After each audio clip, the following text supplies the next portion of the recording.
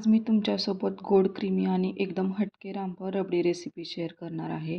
तर त्यासाठी इथे मी सुरुवातीला एका चमच्याने पिकलेल्या रामफळाचा गर काढून घेते. गर काढण्यासाठी मी चाळणी आणि भांड्याचा वापर करत आहे आणि हा सगळा गर मी चाळणीत टाकून घेते आणि एका चमच्याच्या साहाय्याने हलके दाबते. असे केल्याने मऊ गर खाली भांड्यात येतो आणि बिया चाळणीत राहतात. आणि हा सगळा गर मी एका बाउलमध्ये काढते. तुम्ही बघू शकता जवळपास 1 वाटी गर आहे.